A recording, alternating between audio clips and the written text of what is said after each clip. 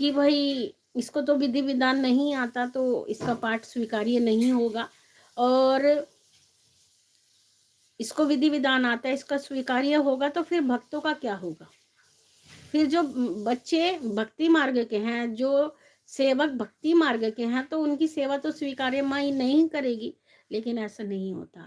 हम ये कहते हैं कि मूर्ख पे कृपा हो जाती है और विद्वान बैठा रह जाता है। ये माई की कृपा का सबसे बड़ा उदाहरण है कि जो स्वयं को विद्वान समझता है वो माई की कृपा को प्राप्त नहीं कर पाता। जो मूर्खतावश माँ की सेवा करता है, माँ उसको दर्शन दे देती है। क्यों?